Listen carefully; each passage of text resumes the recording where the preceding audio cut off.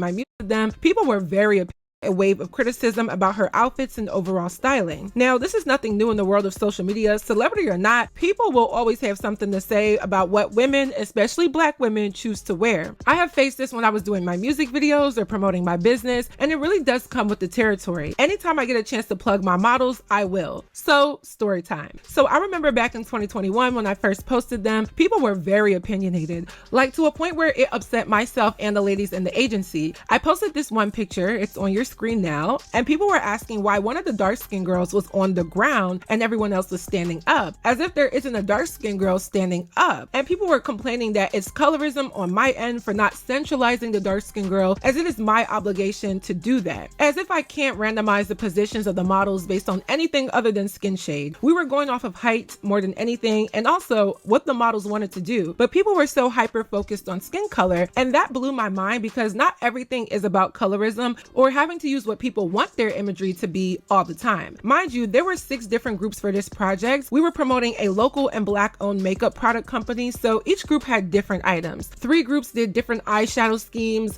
1 group did lip gloss, 1 group did glitter, and 1 did lashes. So there were many different models to promote the products, and we definitely utilized many different shade ranges and positions of the models. Here's another picture where the darker skin models are either more centered or more shown, or whatever makes people feel better about themselves. There were so many different photos taken of 30 different women that it was so astonishing to me that there was a debate in my comment section about one frame where one model was on the ground by her choice, and the conversation I had to have with the team full of women ages 18 to 27 at that time was crazy. Her feelings were so hurt because she was kind of made to believe that there was something wrong with her being on the ground, even though she was front and center. So I just say all of this to say this conversation about colorism is great. However, there are some times where it's used to cause more harm than good, or more demonizing than educating. I really defended the hell out of those pictures and those girls, and I wish people would understand that although colorism exists, it's never okay to use the victimhood of colorism and impose that onto people who are either not being colorist or are giving different skin shades of Black women their chance to shine, as we should also be doing. You can't.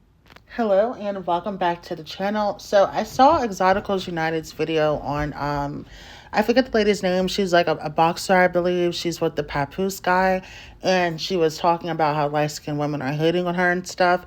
If you haven't seen that video, go watch it. But I basically wanted to piggyback off that, and I ended up watching a video from Chama Chats. I actually like her channel, so I watch her often. But some of her, her takes kind of be, insane to me. And she actually came out and said something that I thought was really mature. So she's talking about I think her name was Clarissa or something like that, and how this, is kind of like a boy cried wolf situation in terms of colorism, because that had nothing to do with the actual argument that lady was making. And it's almost like, how I said in one of my last videos, that calling someone a colorist is basically either an emotional response, like how I believe it was in Clarissa's case, and it really has something to do with another person, you're just projecting, or it's a humbling tactic, like a silencing tactic. Because once you call someone colorist, they're almost like under a microscope, and everything they say about Black women is going to be taken the wrong way. Kind of like Ice Spice and stuff like that.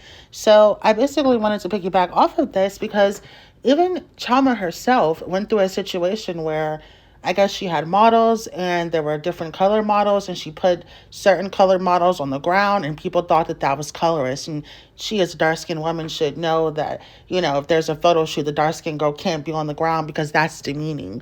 And even she had to point out that people are using colorism as a way to bully other people, and that's not how you fix it.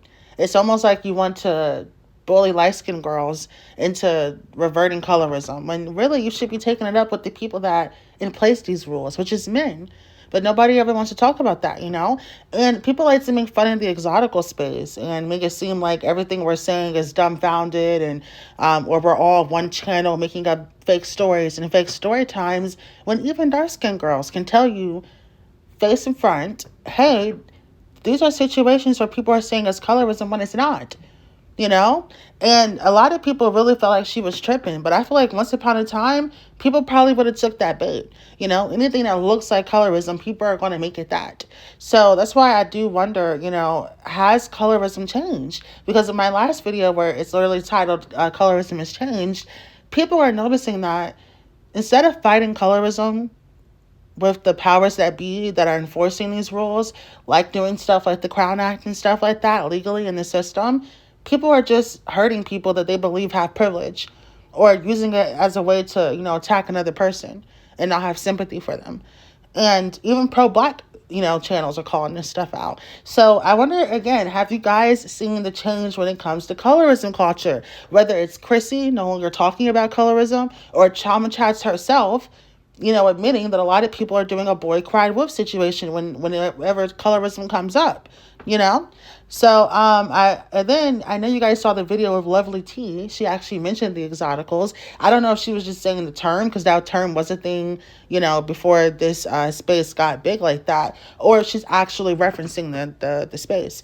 But yeah, people are definitely watching our content, and even if they don't want to openly support the exotical movement, they're starting to see our talking points and that all of this stuff is not dumbfounded. Sometimes when it comes to these conversations, people just, they blow things out of proportion, and it's always good to have both sides. And that's the reason why I wanted to join the exotical movement, being a monoracial exotical.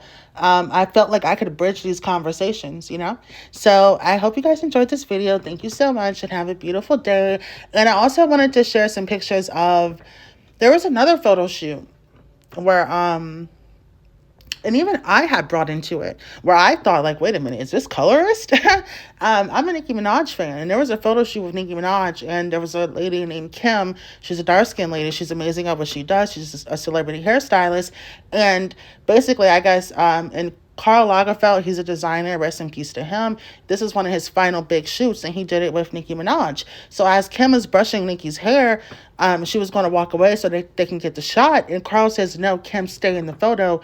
This looks so good. Stay in the photo. And I will never forget Chrissy doing a video about it and basically saying that it was colorist because she was doing her hair like a handmaid. And I'm like, is that colorist, or did you just make it racist? Just because a black person is doing labor does not make it equivalent to slavery. You know what I mean? And then even Tyla, there was a situation with her where she's, a light-skinned, brown-skinned girl, and there was a bunch of darker-skinned people around her, and they were saying she's using them like props. And even I had to, like, okay, check my privilege as a light-skinned girl with a certain phenotype. Like, hey, am I missing something here? Like, if someone of dark skin is telling me this makes them uncomfortable and this is wrong, just because I don't understand it doesn't mean it's not real. The same way, if I have a white person in my life and they don't get the microaggressions, I would want them to believe me. But even I took the bait for that, because now I'm starting to think about it, and it's like, come on, you're kind of seeing stuff where there isn't something there. So I just wonder, have you guys noticed this, and how often we're going to keep seeing people who, rooted for some of these terminologies, rooted for all of this stuff, start changing their talking points, or at least acknowledge ours. So thank you again, and have a beautiful day.